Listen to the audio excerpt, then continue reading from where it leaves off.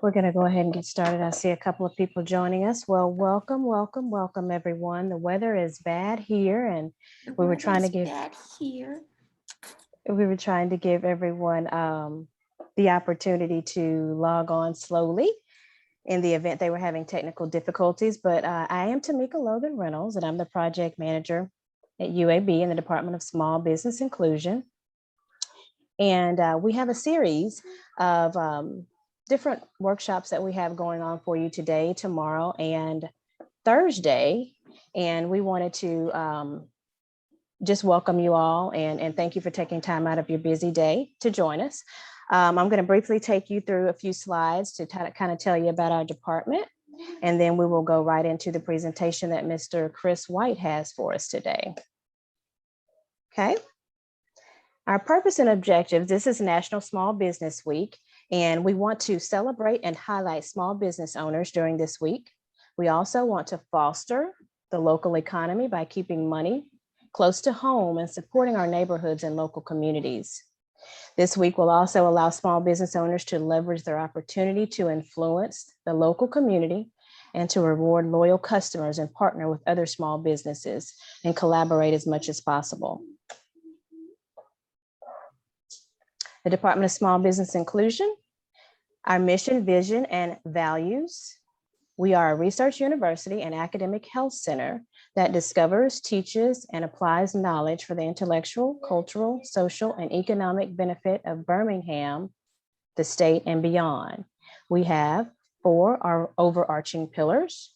They are education, research, innovation, and economic development, community engagement, and patient care. The Department of Small Business Inclusion falls under the research, innovation, and economic development area. We want to foster and stimulate innovation and entrepreneurship in the city of Birmingham and the state of Alabama.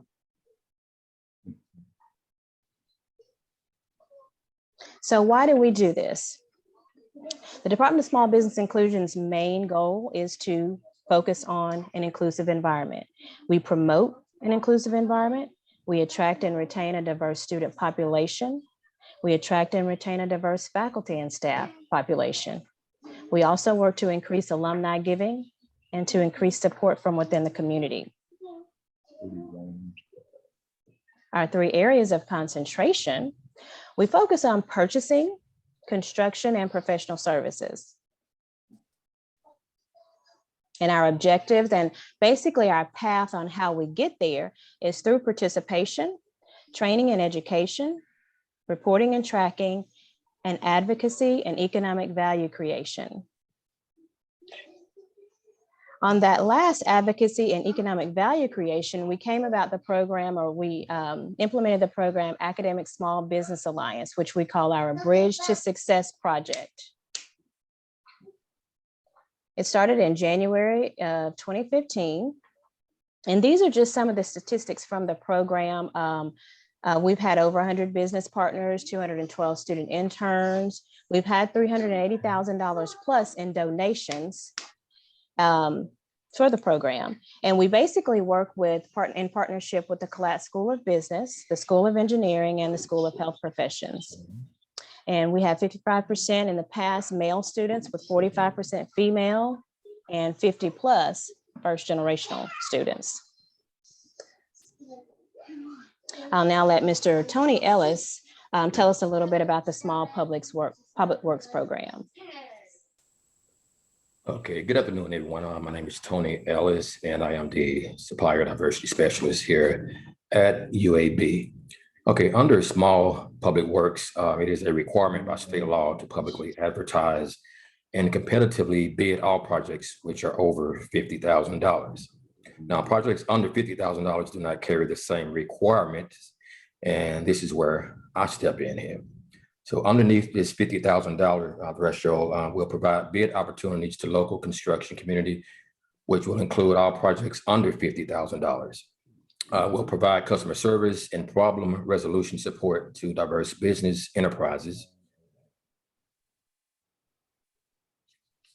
Okay, now, so a few things that I'll handle under Small Public Works are listed here, and they will be: I will manage the SPW vendor database review bid packages before they are released, solicit bidders, and communicate information during the bid phase via the SPW Dropbox. And also bid package administration, which is receiving, reviewing, documenting, and communicating bid responses to UAB PMs, which is project managers. Report program metrics to facilities planning, design, and construction, which is also known as PD&C. Track and report metrics to PD&C, and host monthly meetings with various construction trades, which I think I have one of those coming up within the next 2 weeks as well. And I believe that's all I have.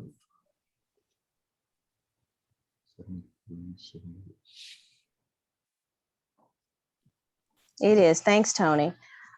This is our contact information for the Department of Small Business Inclusion. Ms. Demetrius Scott is the manager. Again, I'm the project manager, and then Tony Ellis is our supplier diversity specialist. So this is our email address of anyone that would like to reach out to us in regards to anything regarding to, professional services, construction, or the purchasing area. You can reach us via email there. And then our main website is located at the bottom, the facilities /SBI.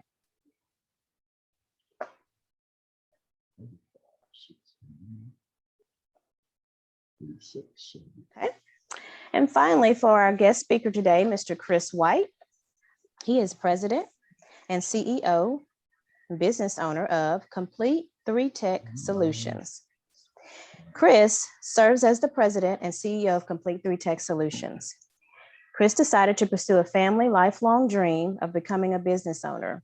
He, along with his siblings, established Complete 3 Tech Solutions in 2015.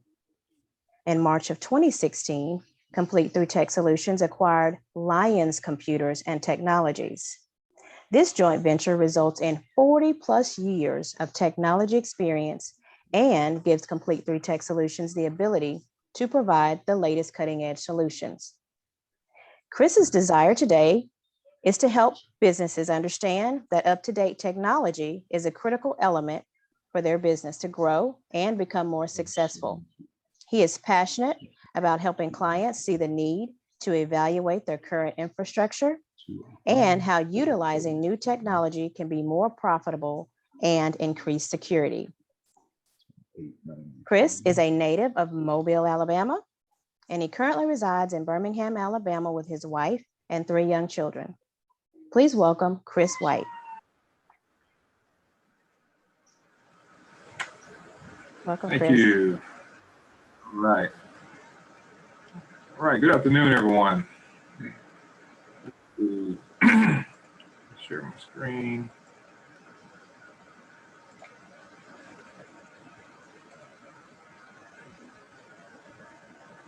Everyone see that? Okay. All righty. Good deal. All right. Want to get started today. We're going to talk about the top 3 critical needs for any small business. And just as we go through this today, if there's any questions, please ask them. Want to be interactive as possible. They're going to be you can put them in the chat, and then we'll make sure we get those answered for you. But we're going to go through this. I'm not sure of who we all have on the call, what size vision may have, but there's a few things that hopefully today that you take it from it. You already heard the introduction from me. The biggest thing that I want you to understand that I'm a small business owner who gets it, understand that it's tough day to day.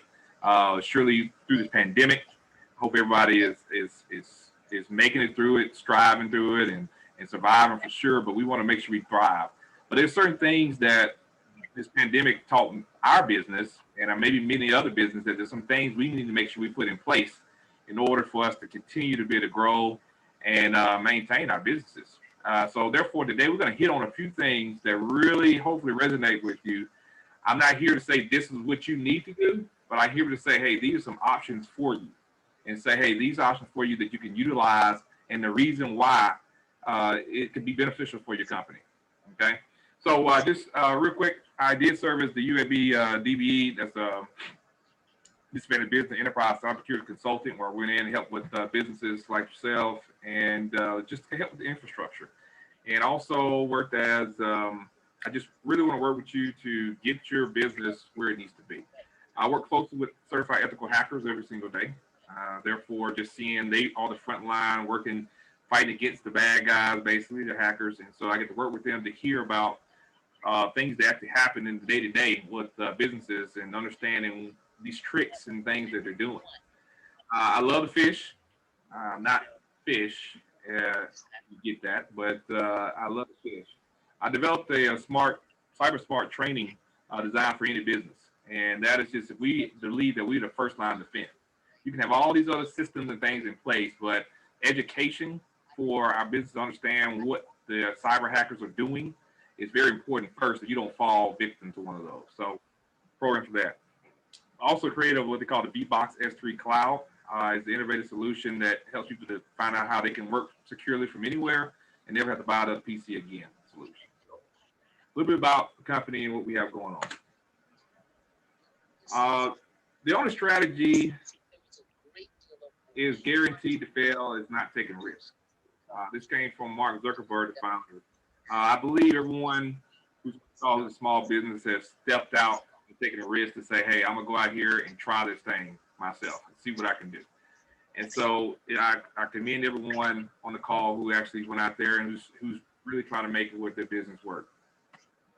So top 3 things we're going to hit on today. We're going to hit on mobile technology. Under that category, we're going to look at the mobile payment methods, mobile-friendly websites, virtual desktops, collaboration tools, communication tools, document sharing, virtual conference technology. We look at the third topic was sales, marketing, customer service tools that you utilize, sales CRM platforms, email autoresponders, virtual assistants, help desk ticketing platform. So we're going to cover these today. I have a lot to cover, but I want to make sure y'all hear it all. So first thing off, mobile payments. Most people now are very, very much mobile. And if you're one of those that take payments online or you take payments, maybe you have a retail type business where it's online, but also if you were delivered somewhere, maybe you want to get paid. You have to make money. So therefore, that's very important. I'll start with that because if you're not making money, it's going to be very difficult for you to stay in business. You're not going to stay in business. So you want to make sure you can increase your sales volume. That's what the payments allow you to be able to do, to be able to take those. If you're not taking payments via credit card, and you need to start. Now, many clients may send checks still. That's still an option that's going on because certain companies, that's just the way they do it. But having the option for people to say, hey, look, we can take them ACH, credit card, debit card, whatever. We're trying to get paid. So every way you can do that, you make it happen. You can reduce your hardware expenses by being able to take this, online. If you don't need a big POS point of service system, you can just have your mobile payment where you can do it online. We'll show you different things on that. And you can improve that customer experience. So the whole reason is allowing your customers to be able to have more than one option to be able to get to you and get you paid. So many options out there. And I'm not advocating for any one of these or every last one of these. I just want to point out to you there's different ones out there that are available to you. They have PayPal here. They have Square. Everybody heard of Square. Everybody heard of Stripe. Shopify. That's a big thing. That's more for your retail people or whatnot. Flint, QuickBooks, GoPayment, and PaySimple are just to name a few. But these are available to you. Of course, there's going to be some merchant fees. They're going to get their dollars out of it. They're going to get their percentage out of it. So you won't get your full amount. Only get your full amount if you're taking cash or check or whatnot. And of course, you want to make all your money. But, I look at it like this. It's also that going back to the customer end of things. Not many people carry cash in their pockets anymore. Not many people are writing checks anymore. This is the way of business. There's credit cards, debit card. That's just how it's working. So have that availability to your clients for sure. So mobile-friendly websites. The question is everyone have a website on this call here? Do you have a website? If you would just answer in the chat for me, yes, no, whatnot. Appreciate it. It's important. I think these days, surely now, more and more websites, people got to be able to find you. You want to be able to tell people, hey, go to my WhatsApp, check me out, see what I have going on. And this actually helps you build trust, build trust with your community to say, hey, well, they have a website, they're like a legit, company. So make sure you do that. Easy way to contact you. That's what a website does. You want to have it on there where you have your phone number, your email, your address. If they need to come to your store, you have a storefront location. You know how to get to you and find you. So therefore, make it easy to find you. Boost visibility. So there's Elon Musk said, brand is just a perception, and perception will match reality over time. So people are going to perceive you in a certain way just by having you a nice professional website up and say, oh, you could be a one man or one woman show, but that website can look so good and professional, and you do such a great job. They'll never know. Use the term we will get back with you. So the thing is, you want to that perception. What do you want to portray to people? And I think it's very important that you look at that. Now, when they say mobile friendly sites, I just want to hit on this real quick. Google in 2018, December 2018, Google said that, you heard the search, your search engine ranking, you want to rank high on Google and things of that nature. Just by having a mobile friendly site, meaning that I can easily find you online, go to the desktop and go to a laptop, I can go to my phone, I can go anywhere, and the way it looks on the screen looks just as good if I had it in a big, 50-inch TV, So wherever I take it from every screen is mobile friendly. So you want it to look good everywhere. So that's certain optimization that your website designer has to do to make it mobile friendly. So wherever they pull it up, they can do it. Most people are using their phones these days. Just for everything out there, they're picking up the phone, purchasing things, looking at your website. So you need to make sure it's mobile friendly. These are must-haves. So these are some mobile-friendly must-haves for your website. A clear purpose. So you want to be able to define your purpose. Why are you in business? Why are you doing what you do? That's something to understand. Who are you really targeting? Who's looking at you? If you're, your business and it's in selling certain products for women, well, you want to have some pictures of some women on there and talk about why the needs for having these products for women is so important. Having a clear purpose, because more likely either a man's going to come over there to buy something for his wife or a girlfriend, or a woman's going to come on there and get something for herself. So you just want to have those clear things for people to understand. A strong professional branding.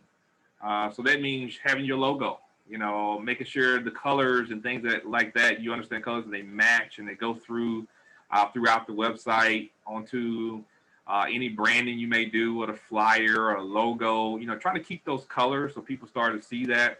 Okay, every time I see that, I recognize that. And it becomes that recognition as they go along, like, okay, this is a company I've heard of before. I may not know who it is or who, I just seen that before. You want to create that lasting brand. Simple navigation. I believe in simple. Simple sometimes just goes far away. I've seen some websites that have been like all over the place. A lot of things, just too hard to understand what's going on. But you want to have that navigation, keeping it very simple for people to understand what's going on. Strong call to action would be another thing. So where do you're telling them, say, hey, call today to find out more about this product, or call today to get this discount, or email, or send me your email, or whatever it may be. You're trying to get some type of way to get them to move, to get in contact with you. So very important to have some type of call to action on your site. You want them to have, of course, a great mobile experience, meaning that it goes on any site. Some compelling content in there, so something to get people to want to buy, want to engage with you. You may have a consulting business. Well, let's talk about the things that you solved, with other businesses. What did you solve? What have you helped other businesses do? If that's your consulting thing. So understand that. Google Analytics, that's not a per se, I said it must have, but if you're into Google Analytics and finding out, okay, who's visiting your site, who's, really engaging on your site, and we want to get actual analytics of that, that's something to check out and definitely do. It's free to use. You can go in and just type in Google Analytics, get it set up, and anytime someone clicks on something on your website or goes to it from anywhere, doesn't matter, you can actually see that data. If you're a data person and you want to keep up with that, it might help you to be able to help with targeting and whatnot. So something to definitely think about. Next, for your mobile experience that we're talking about, this new thing, virtual cloud desktops. One thing that happened, many of us we're probably already working from home already, maybe, or we had an office that stand up, either or. But when it comes time of just like this pandemic we've had, or we still going through, things got shut down. You have to, we shut things down. The city was shut down. You have to either leave your office. If you weren't what they call it, an essential worker, you weren't able to allow to even work from there. So therefore, but you still had business. You still had customers to tend to, things that you have to do. So we have to look at ways, how do you keep your business up and running in the face of disaster, as such as the pandemic? What are the things you can do? So, of course, the cloud is a big thing now, and it's been going on for a while, but they have things, the virtual cloud desktops. And this just allows you, basically, as a Windows-based virtual desktop that's been delivered over the internet to you. So let's just say you're someone who normally works from the office, and you have your desktop and you come in every day. Well, if you want to leave, or let's say that desktop the power went out in your building and it crashed, the computer crashed or whatnot, you have to leave the building. Well, how do you continue to do your work? How do you continue to see your desktop that you were working on and continue flowing like you day to day? Well, that's what these virtual desktops are. That's a cloud desktop. So in the event, for example, if that desktop was to fail there at the office or crash, you can literally go to a whole nother computer or device and pull up that exact virtual desktop wherever you left off. You're still working from there. Okay. So therefore, on any other device. So what does that mean? It basically says now that it doesn't matter what device I'm using, doesn't matter how old the device may be. It allows me to continue to work and have a good, easily work from anywhere, securely type workflow, because my desktop is up and running no matter where. And then there's no data that's actually stored on that device. So if the computer were to die, I didn't lose any data at all. So these are things, and it basically allows you to access your business desktop via the cloud securely anytime. So we talked about that. You see this guy here, he's very flexible, workplace flexibility. Allows you to, I don't know if it allows you to do that, but the point of it is to be flexible, to work from anywhere. That's the case, to be able to work anywhere securely, anytime. It doesn't matter from whatever device may be. It's a significant cost saving. Let's think about it. If you running a 10-man shop and you provide the laptops, or maybe you're doing BYOD, bring your own device. Now let's say the pandemic hits, and you have to go home. People have their own devices. They can still log into their desktop securely. There's no need to go and buy any new high expensive devices. You can get your Chromebook. It doesn't matter. You're just connecting to this cloud access to the desktops, and nothing has been any interruption or whatnot with your day to day. There's also a benefit of decreased security risks, better disaster recovery. In the event, like I said, if they were to lose or damage the device, or it just crashed, there's something lost there. So there's something to think about. So let's talk about a few options out there now. Of course, we have an option as well as a local option. We host the VBox S3 Cloud. That was the reason behind the whole thing that we launched. There are also some non-local options: V2 Cloud, Chemotera, Amazon Workspace, or Microsoft Azure, or Azure is Azure. So these options are available to you. Definitely, I say again, look and see if you want any option I talk about today. It might be for you now, it may be for you later, so look at it to where does it fit you the most. Okay. Challenges make you discover things about yourself that you never really knew. From the late great Cicely Tyson, she said this, and we all going through some challenges. We're still maybe going through some challenges through our business or whatnot, but it really does put you in that focus zone of where do I go next? How do I move? How do I maneuver? How do I regroup? How do I adapt? How do I change? How do I sustain and grow and maintain and thrive? These are all the questions that you go through when you're going through some challenging times. and how do you just stick to it? Yeah, stick to it, you know. And so I always think about that. And before I go jump into this, I want to make sure, are there any questions of things that I've already hit on? I do talk pretty fast. We only have an hour and a half, hour left, so I want to make sure we get through all the information. Do you have any questions, Tony, Tamika, anything on the chats? Nothing yet. No, I don't see anything. We had one person to reply and say that they did have a website, but no questions yet. Okay, great. All right. All right. So good deal. We're going to talk about a few collaboration tools. Okay. And, you know, collaboration tools are enabled to successfully work toward a common goal with others. You know, you set your goals in your company and you want to make sure everybody has that same mindset. What are you reaching towards? What is your vision? Where are you trying to go? Well, it's good that you tell everybody that, but now do they have the tools in place to help you reach that goal? And that's where these different communication tools can help you through day to day. And we'll tell you about the benefits of them so you can become more organized. Okay, that's first off. That's what the communication tools are for. You know, it's one thing about it. Everyone doesn't have that great trait of just being super organized. Some people do. I've seen people just super organized, and you walk into the office and like, "Excuse my mess." I'm like, "What mess? What are you talking about? I don't see anything wrong with you. I mean, it looks perfect in here. You know, I'm trying to get it like you. Can you come to my office and get it straight?" So it's some people, you know, have that trait. They're just really good with it. But the organization and the tools can help you with that because it helps you to organize what's important and what's not. And that's the biggest thing. It can help you increase your productivity.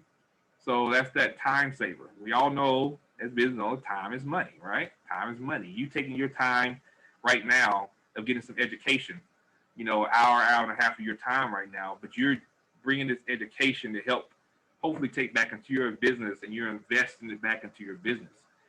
But your point of it is to increase the productivity that people are actually able to, you know, work better, faster, and have that knowledge of why are we even working? You know, what are we working towards? You know, you want to encourage teamwork. That's what the communication tools do. Because if you push that this is what we use every day and get you out of mindset of, well, I use this tool, I use this.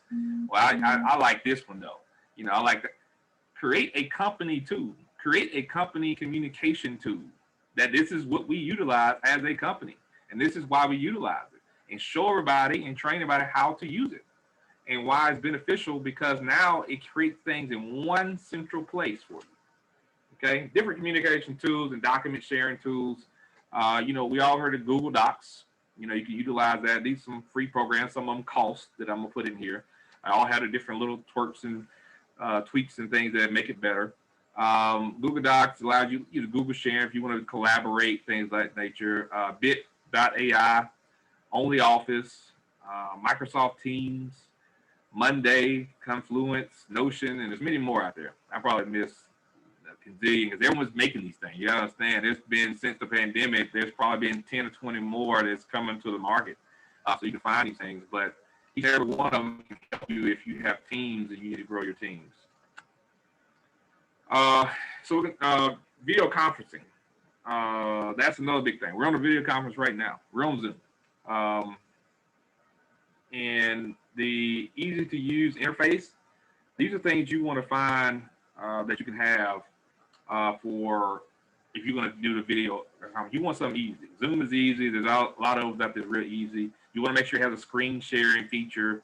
You want to be the text to chat. The reason why you want to have that feature in there is that some people don't want to get online and talk. You know, some people want to be in a chat, whatever question they may have, whatnot. So you want to give those multiple options and video conferencing and recording. So these are things to look for if you're going to start utilizing a system. You know, there's some that are paid and some that are not. There's a list of options here. Zoom, they have a free feature in most of these things. Most of these options, video conferencing has a free feature in them. So up to so many minutes or hours or whatnot, or so many users, so many people at a time on a call, like that. So you can definitely look into that and see. So Zoom being one, Google Meet, Ring Central Video, Microsoft 365, E3, Zoho Meeting, Uber Conference, and there's many more out there.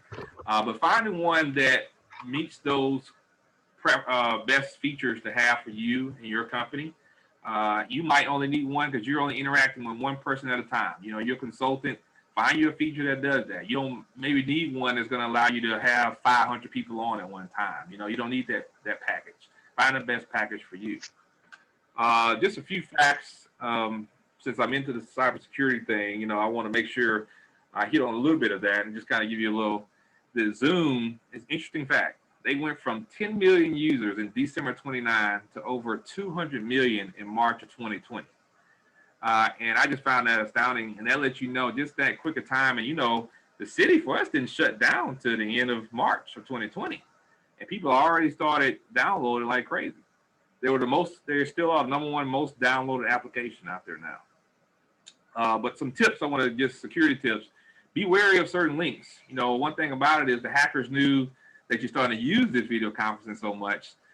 They just start sending links to you, making you think that it's actual call, send up to you, and then what do you go and do? You click that link, and then you download it, and now you have a virus, or you have they've hacked into your machine or whatnot. So these are things just to think about. Make sure, you know, it could be from a reputable source, but also say, hey, if you're weary of it, take down that number that they give you, that meeting link and the information, and go to the actual Zoom website and go to join meeting, and you type it in. You know, just type in. If it doesn't come up, don't like it's fake. Something's going on with it. It's all registered back to an actual true meeting. So look at that.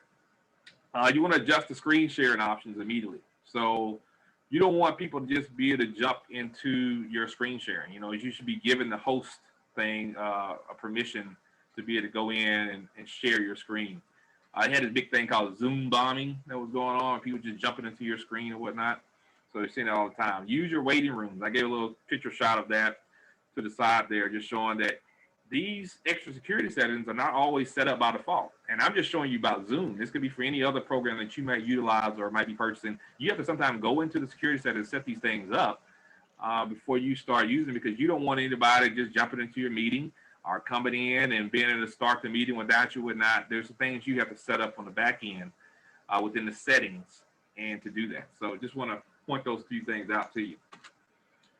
All right, so now we're on to our sales and marketing and customer service tools that we have.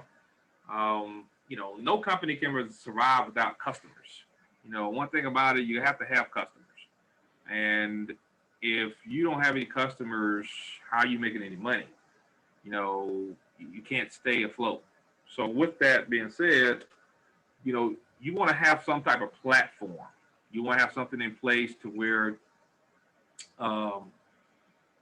you basically, the benefits of that are having a CRM tool. People might have heard that, a customer relationship management tool or some type of sales tool. It helps you, again, become more organized and centralized, you know, in one area. Allows you to basically have a client management system in place where you can see who are your clients, you know, who's paying what, you know, amount, or if they're paying a monthly amount or whatnot. It allows you in one place to see what's going on. You can track your profitability, you know, seeing that's a day-to-day. Your sales strategy could be done within your own platform. You know, this is what we're targeting. You can see if you met that goal, those metrics, who's hot and who's not. So I look at it and say, hey, look, in the lead process, these are some very hot leads I got because they're warm leads. They're ready to go. You know, they're pretty much all you need is a phone call, and they're gonna buy. You know, they're gonna move forward. That allows you to have it in that system. So maybe you have other salespeople, or maybe just yourself. You know, allows you to be able to pull that up. You know, you never lose your data because now your data is right there with you. Anybody on the call utilize a CRM platform? If you do, can you just shout out what you use? Anybody in the chat for me? I'd love to know if anybody uses one.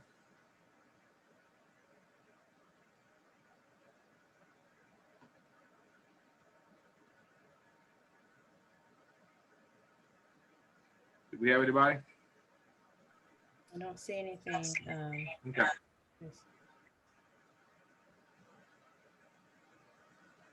All right. Well,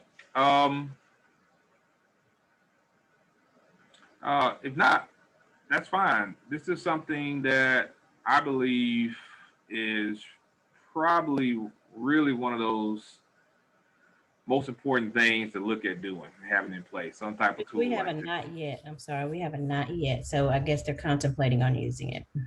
Okay. All right. Well, just like I said, there's many options out there. As we're about to look at these, I mean, my goodness.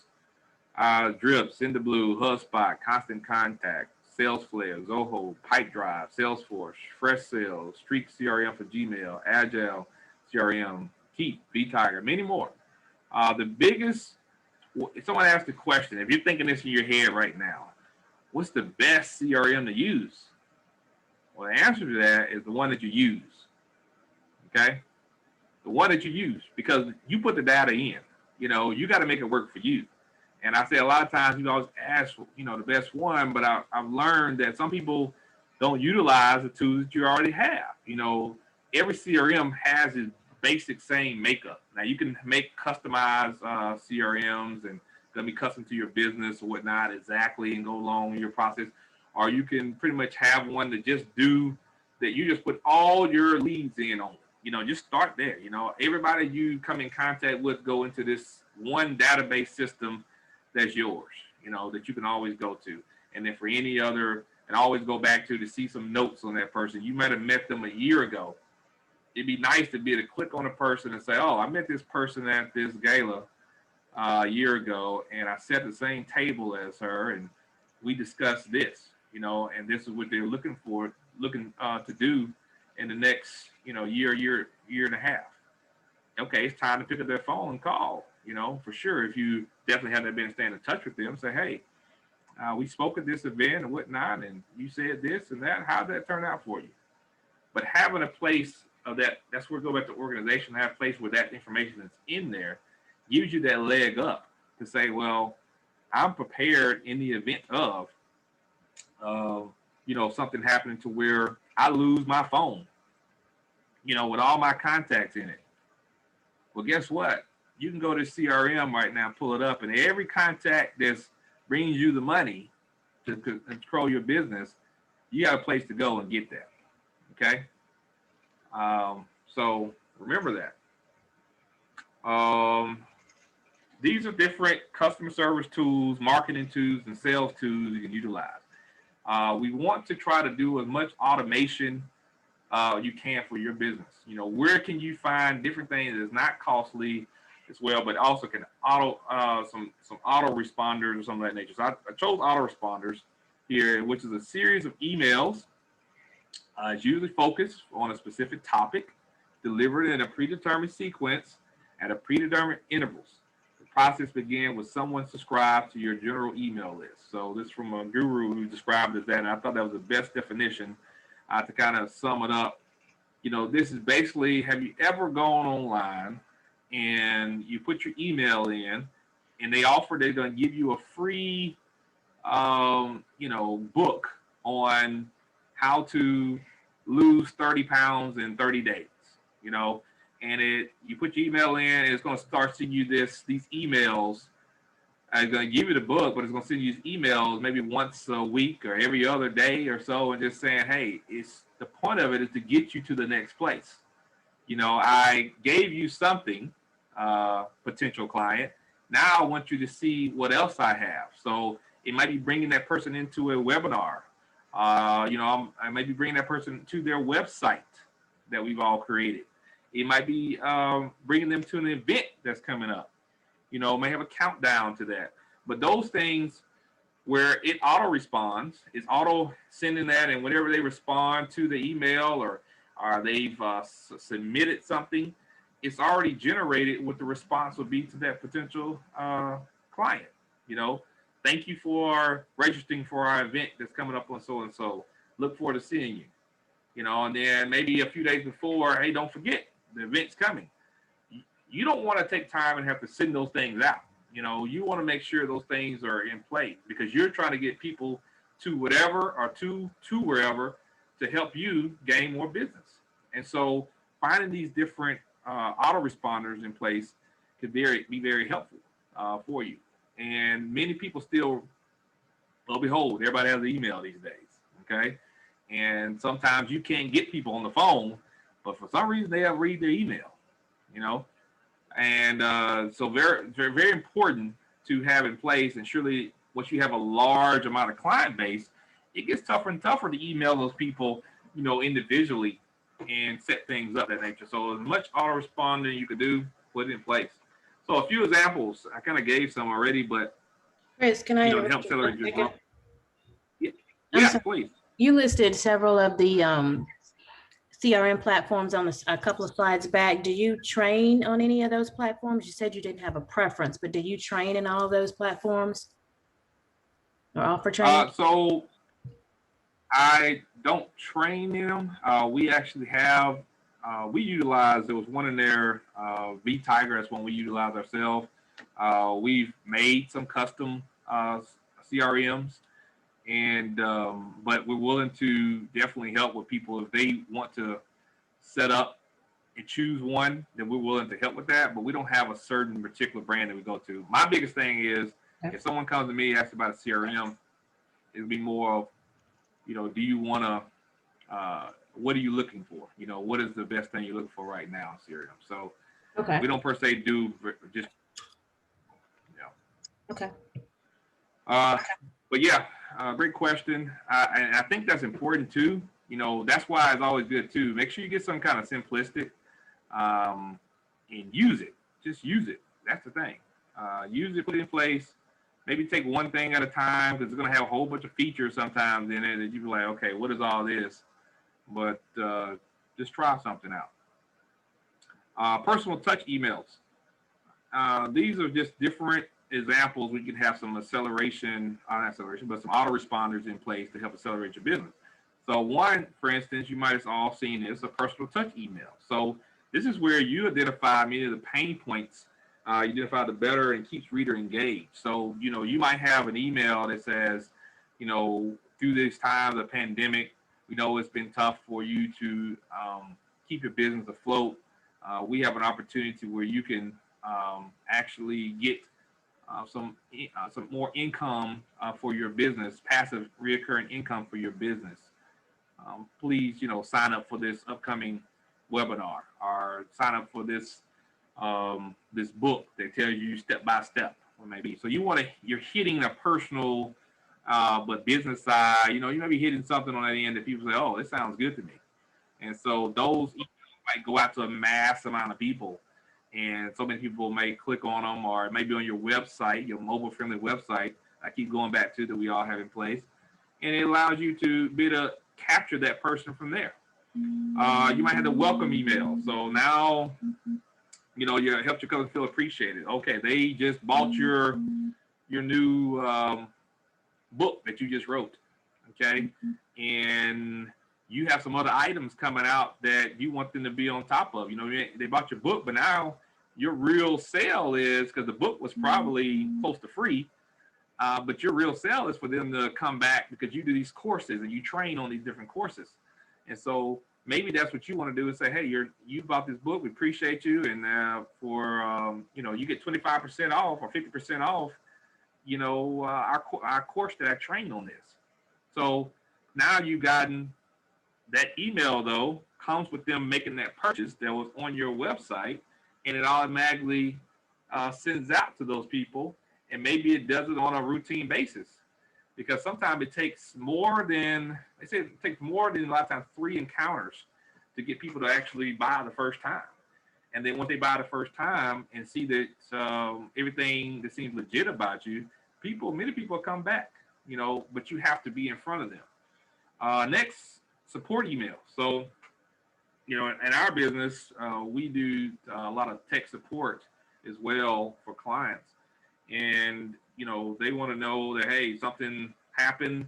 They want to hear a response. You know, hey, we're working on it. We're getting back to you. Or, hey, we've done. It's finished. It's already taken care of. Whatnot. Just saying, hey, it's been handled. People just knowing that reassurance things have been taken care of. Follow us email. So 75% of social media users made online purchases last year. So why is that important? Okay, well, it's important for social media to have some type of presence, because you might want to tell people, hey, follow me on Instagram, you know, Follow me on Twitter, whatever it may be, because that get people to engage in whatever you're coming out with, maybe a new product launch or a new service that you're offering, whatnot. These are things you want people to engage with you with. So those things need to come out, have autoresponders. It's confirmation emails, letting the customer know the order's been shipped. Just something like that can give people some peace of mind. Like, okay, I paid my $50. I know my order is being shipped, is on the way. Why do you think you've been seeing a lot of some of these companies now have it where, I mean, think about it. Domino's, you can track your pizza, okay? You know, you can track it from the point it's been baked, it's been, you know, it's in the oven, and so is on the way. You know, and that was the thing for the customer side to say, hey, look, I want to be able to track from beginning to end. You know, just like you have with an order that comes in that you buy offline, you want to be able to track and know it's coming. So just little things like that you could think of that could be just to let your customer and client base know, hey, everything you thought has already been taken care of, and everything is being handled. You know, customer review emails. So if you're one of those people that want to get some feedback, some people, a lot of times, you have to find the best way to get that feedback. You know, what is gonna work best maybe for your client base to get the feedback. Surely, if you can get some feedback online, is going to be very helpful versus just an email reply back. But you also want to, it's a kind of a catch-22, it can be, because what if it's something they're not happy about that happened? They'll go online and post, and now it's on Google review, and it's on there forever. You know, and just have 1 star on there, just making your rating go down. And so, you know, you got to look at it and think about it like maybe you want it to be internal first. You know, however you may set that up, it's very good. But also, if you can get those online reviews that are good reviews for your social media, also for Google reviews, it can actually help with your search engine ranking on Google, as we talked about. But you got to have a website. It can help with that as well, go up. So where you can find you on that first page, you know, page 1. I don't want to go to page 20 to find you. I want to find you on the first page. So these are little things you can do along the way. So different autoresponder options. Some of these are free options. Some of these have a small cost as well. Some of the, you know, every option kind of comes with that little starter type deal. I recommend for if you've never done any of these type things, try the little starter pack out first. You know, get the little free version that they have and go from there. You don't have to go and spend a lot of money up front. Surely if you don't know how to use it, you need the training to understand it and whatnot. Get comfortable with it first. But these are just a few that are out there: Woodpecker, SendGrid, MailChimp, Aweber, Soho Campaign, SenderBlue, Campaign Monitor, HubSpot. There's many more out there. These are ones that I've seen and heard of. I have not used them all. I don't know. I'm not that, but many of them had the same type features of what we talk about. You putting in a comment and this is what you wanted to say back and things of that nature if someone responds in a certain way. Next thing, you know, when it comes to customer service tools, we want to look at if you can afford, but also virtual assistants. They can help you remove some of those many hats that you wear. As a small business owner, my goodness, you know, you wear many different hats every single day. You know, you might be the receptionist, your own, you know, be the person to do the actual work. You might be the accounts payable, accounts receivable. You know, so many different things you might be handling every single day. And, you know, we've all been there. And you try to grow your business. So, you know, those are things, but you might not be at a point where you want to hire someone on and paying benefits and things of that nature. You might need to look at getting a virtual assistant. You know, maybe, and a virtual assistant actually works remotely generally, and they provide particular services that you need most. So to take them off your plate. So it might just be setting up appointments. You know, you need what they call an appointment setter. They have virtual assistants for that, you know, meaning that they're taking a list of people maybe that you have. Maybe you bought a lead list or general lead generation list, or maybe you, you know, they're calling trying to set the appointment up. Maybe they're the people online responding to, because you're on every, single social media, but you can't respond to all the people who are in there direct messaging you. Maybe they're helping you with the direct messaging. You know, whatever that takes a lot of your time that's focused on in the business, so much that you could have, that could be a full, basically almost not even a full-time position. Let's say it's just, you need 10 hours a week, just 10 hours a week off your plate that you can get somebody to just handle these particular items and tasks for you, and just to be Johnny on the spot and have that information for you. That 10 hours might just be a lifesaver for you to be able to actually take time to, do these type things. What we're going to talk about. Why hire virtual assistants? Because it can reduce your overhead possibly. You can look at it and say, well, look, instead of, I can't afford paying benefits right now. I can't afford doing this right now. I want to maybe build myself up to that I can bring somebody on. But right now, I just need somebody 10 hours a week that can handle these particular items. That's 40 hours a month, and I'm talking about it takes me to the next level that I can really do what they say, spend more time with my strategic planning time. That strategic planning time is, I believe, on this whole list, one of the most important things that any CEO or business owners can do. Taking that time to work on the business. Okay, you have to work in the business, which many of us do every single day. We work in the business, but working on the business for that growth, for that next level. That 10 hours a week might allow you to say, well, I would be normally doing all this for these 10 hours, doing collection calls, but now I got somebody taking care of my collection calls for me and giving me all the notes. And by the end of every day, I already know exactly where we are on these things, And so I can focus my time on where we're going to move this company to next. What is the most important thing I need to move to next? It also can help me stay more organized, because maybe I'm not the most organized in the world. True, when it comes to all these other little things I have going on, because I wear all these different hats. How do I do it? So that can actually help you build a scale more quickly, because now maybe you have a virtual assistant that's just managing a project for you, okay? And the project only needs about, 20 hours, a week, management of it. And you gave a specific task that needs to be done. You can help you increase your efficiency. It may be if you want to offer 24/7 customer service support, for your business. Or maybe you're trying to get a contract, and that's one of the requirements in there, that you have 24/7 support. Okay.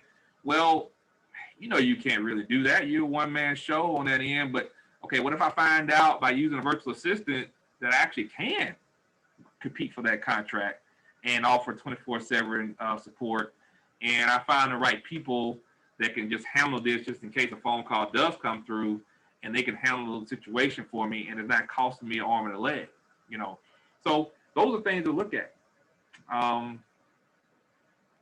And so, but the biggest thing about this, though, I will say, if you bring somebody else on, whether it's a virtual assistant, part-time, a full-time person, it's going to be very important, surely on a virtual assistant, that you have some type of communication tool in place, something we just talked about earlier. What are they working off of? It'd be great if you had a CRM in place, customer relationship. So therefore, they're just documenting information in a tool that you already use, that you're already accustomed to, that you use day to day already, or maybe that's one that you want to get more into. So pretty much it allows that easy of communication from you and somebody you bring on. And so having those things in place already to when you're trying to bring people on actually help the flow and work better amongst each other. So that's something to look at. Another thing is, these are some different options that are out there. Don't be wrong, there's probably some local talent too as well out there as well, but these are some different options you can look at. You probably heard of some of these things: Upwork, Fiverr, 24/7 Virtual, Magic, Task Bullet, OK Relax, Remote Coworker. All different ones. I put them all on here. Like I said again, I'm not advocating for one or the other. The point of this is, have I used some of these? Yes. Okay. And I use it because, like I said, it helps me to take on some tasks that I don't have time for, or maybe I want to delegate something, but I don't have the funds right now to hire on someone to do that. So it's very, very good to look at and see if there's something you might be able to bring in or whatnot. So maybe you're in a business that have some help desks or ticketing platforms Majora Carter said, if we're going to be part of the solution, we have to engage in the problems. And so many times we are out here trying to solve problems for businesses. You know, what are your pain points? You know, what matters most? Please come to me with your concerns. You know, we might say that, but honestly, being in the tech world, I'm a business, you know, we manage clients, and we'll come to find out that somebody might have had an issue a while ago. You know, well, this stopped working like this last week, but you know, I'm just hearing about a week or two later. We could have handled that right then if you'd have brought that to our attention, but actually got worse now, you know. And so a lot of times that's what sometimes my clients do. But if you create that atmosphere of, look, we're here for you. We want to hear from you. We're going to make sure we check in with you, but also on top of that, bring the tough stuff to us, you know. Let us know what's going on. How can we make it better? Because you're trying to run a business just as well I'm trying to run a business. So what's going to help make run your business better? You know, we need to know that. You know, I don't want to be a hindrance. I don't want to be the reason why you can't run your business well. I want to be the reason why your business thrives and grows, whatnot. So you got to find out if you need to have some type of easier way past the just to picking up the phone call, because you might not be available. You might be in a meeting. You know, you might be tied up. But how can they get their problems to you or issues they may have if you need something? So help desk ticketing, efficiently manage and track requests. So if someone comes in, if you need something like that, you need to have something like that in place where you can easily track that, because your biggest thing is giving that customer service support that's needed, for sure. And also streamline your workflow for a support team. So that allows for your team to be able to look at it and say, hey, look, I know the problem. It came to me as well. I'm already taking care of it. It might be your virtual assistant. It might be another part-time person. It may be whoever, but these things are coming to you and you want to try to jump on as fast as you can. So now it allows that you don't be the only person of contact. You know, maybe your whole group or team sees that one issue and is already, before you get out your meeting, they're like, oh, I already called so-and-so and they're already taken care of. Oh, would you love to hear that? You know, your virtual assistant might have done that. Who manages the help desk? Maybe that's the person who manages your help desk for you for so many hours a day because you know you're going to be out of pocket.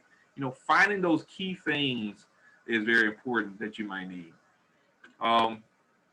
Here are a few things you can utilize: Freshdesk, Zendesk, Kayak, Zoho Desk, Jitbit, HappyFox, Spiceworks. I've used Spiceworks. I think Zendesk. Spiceworks is free. You know, it's another free tool, but and it was amazing. Before I came to the company I'm with now, started. It was a company I was with before. Actually, my brother, who's in the business with me, he was actually working with the company I was with before and implemented one of these tools. Okay, and this business was a huge business. Okay, this business had 10 locations, over 2,000 employees. Okay, and utilizing this tool right here. You know, so you don't always have to pay the big bucks. That's what I'm getting at. Just because you're a 2,000 man team. Okay, but we implemented a help desk ticketing part because he worked on the IT side. He was an IT assistant director for the company. And Spiceworks, free tool until this day, been gone since 2015, and still the company's still using it. You know, so get back at it. Like I said, a lot of these tools sometimes they basically, what fundamental need are they really taking care of? And this is what, you know, we utilize. So this is the story of that. So never ever chase money. You should chase your success, because with success, money follows. Okay. And I truly believe that a lot of times we might get in this business where we're just chasing money.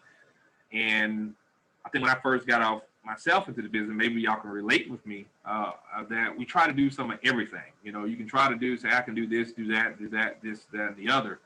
But really, it pulls you in so many ways that you're not being that effective of being able to actually do the job well. And so just do what you enjoy doing most, or are really good at it. You know, what is your comfort zone as in, okay, I just do this well. You know, I do this really well. And I actually had to let things go myself. I had to actually say no. No to this, no to that. You have to do that sometimes, just because it comes with a dollar figure behind it, and say, "Oh my goodness." But then you start looking back, because now you have that time to do that strategic planning we talked about, and say, "Well, you know what? It's really not really bringing me the dollars I think it is, because it's taking more of my time, and I don't have.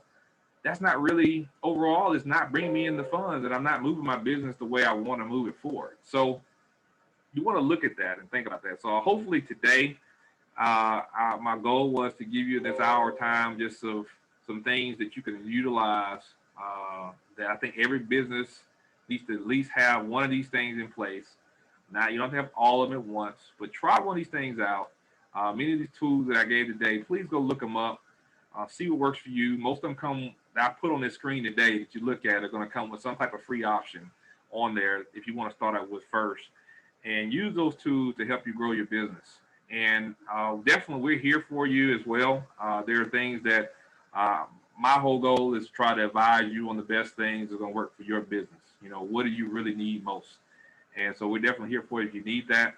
And I appreciate y'all's time today. And I want to know if there's any questions in the queue at all right now that I can answer. No questions in the chat right now. Does anyone have any questions for Chris, though?